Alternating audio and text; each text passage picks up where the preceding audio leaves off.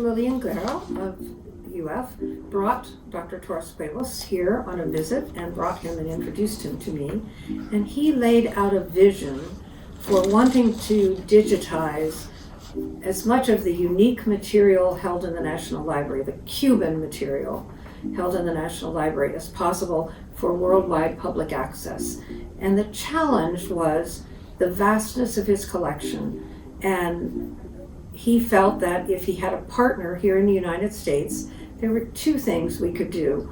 One of which is we could try to gather and either digitize ourselves or get other partners not in Cuba to digitize materials that were already available outside of Cuba and allow him to focus on the materials that were uniquely held inside Cuba. And that would reduce the volume of work that he had to do while ensuring as comprehensive as possible a collection. And the other thing was that we have a very large digital platform called the Digital Library of the Caribbean, which has worldwide public access for open materials. And he wanted to be sure these materials were available worldwide. And he has the capacity to serve the people of Cuba with his own platform and his own internet capacity, but not to handle worldwide traffic. So the partnership was both to share in identifying and digitizing relevant materials, but also to make sure that it was accessible worldwide. So everything that we have gotten from other institutions outside of Cuba, or that we have digitized ourselves, we have delivered to him so that it's reciprocal on his platform, and he is in exchange giving us the materials that he and his staff can digitize from their own collections, so that we have mirror image collections in Cuba and here at the University of Florida.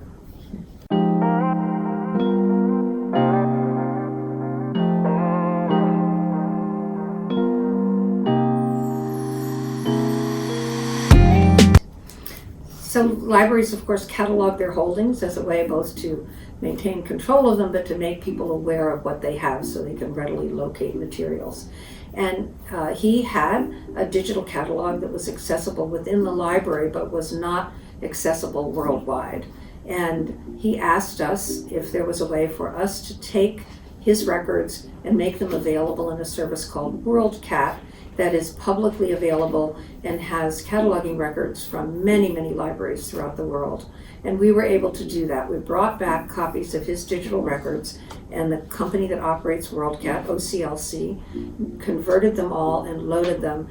And so I think we loaded about 130,000 records that represented his Cuban holdings. And remember, one record might represent many issues of a newspaper or many volumes of a journal. So it's not the number of items, but the number of records. But we loaded them, and almost 100,000 of those records were unique. It was the first time they had ever been in this worldwide catalog of publications. So it was not just that people would know what was in the library in a more general sense, where other people might have those same holdings and they might be able to go to another library to find them, but that they can now identify almost 100,000 publications uniquely held at the National Library. So if they're going there to do research, they can come prepared, having already understood what type of material might be there that would be relevant to the work that they're doing.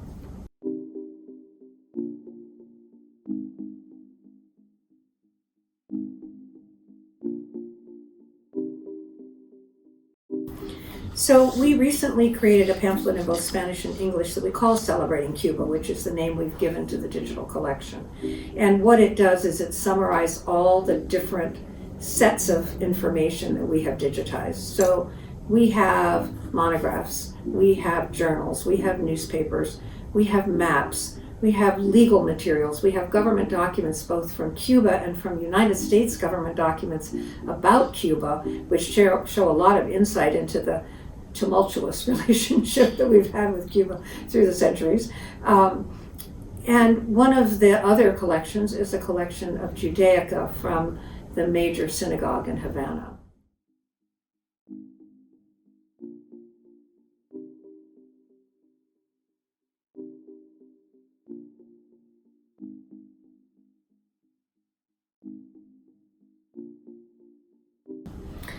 We went to call on the synagogue and spoke to the woman who is the leader there, and she allowed us to come in and set up a scanner, and we had a staff member who was there for over 3 months and who digitized all of the materials in the library that related to Judaism, particularly Judaism in Cuba or in Latin America.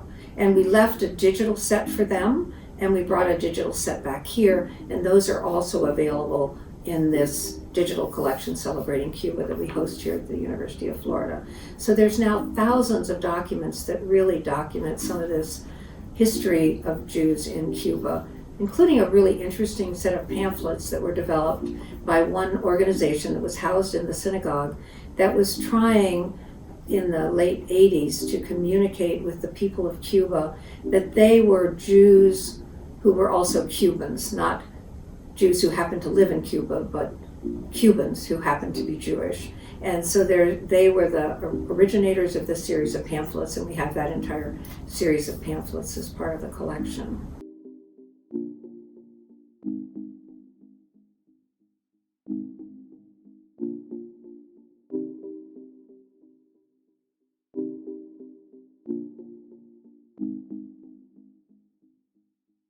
So we've had a number of speakers, and the speakers are usually accompanied by some kind of an exhibit that showcase materials that are relevant to the collection and also bring a deeper explanation of what they are and what their value is.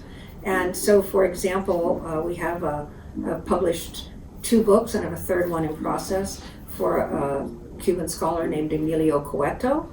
And he has written a book about a ceramic collection that he holds that shows examples of pottery through the years that represents Cuba, as well as pottery produced in Cuba.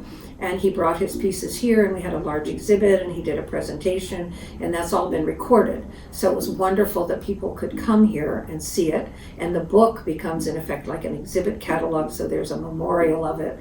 But he also walked around through the collection and was filmed talking about it and what his motivation was in the things he collected and what the significance of them is. And that's a way of capturing in just that one example of a collection where we can share it with the world. And not everybody can get to Gainesville and see it in person, although we had it live for 3 months.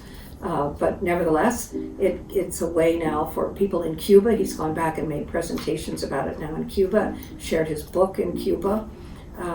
So there's one example, and there are others where we have pulled materials from the collection and showcased them in different ways and with different themes. And we do try always, when we do an exhibit, to make a digital version of that exhibit, recognizing that the intellectual effort of compiling and displaying materials shouldn't be lost when the exhibit is taken down. It should perpetuate and extend to people who can't physically come to see it. So that's a very important part of our overall program with many of our collections, but it's been a very special part of our work with Cuba, because part of the purpose of this is to help people better understand the history and the culture of Cuba and the amazing contributions they have made. His latest book that we published is a book of stamps, and that may help sort of frame that idea about what's Cuba's impact in the world. He has collected something like 1,600 postage stamps, not from Cuba. These are postage stamps from other countries that represent people or events or birds or plants or chess games, baseball games, Lucy and Desi Arnaz, so that these are things that have impacted the world that other countries have documented in their postage stamps. So it seems like an unusual collection, but it's an interesting way to reflect how many different countries in the world have seen the influence of Cuba and have documented that through their postage stamps. So the one that he and I both found most interesting, and it's one of the ones on the cover, there are in Havana these little small taxis called cocoa taxis. And there is a stamp from Burundi of a cocoa taxi. And it's just fascinating to think about, how did that happen? Somebody who visited Havana who had some relationship with the Postal Service in Burundi was able to convince them to do a stamp of a cocoa taxi? It's hard to imagine, but it's an example of, as he says, the influence that Cuba has and how many people, as small as the island is, are affected by it and are interested in documenting it in this unique way that we all do with postage stamps.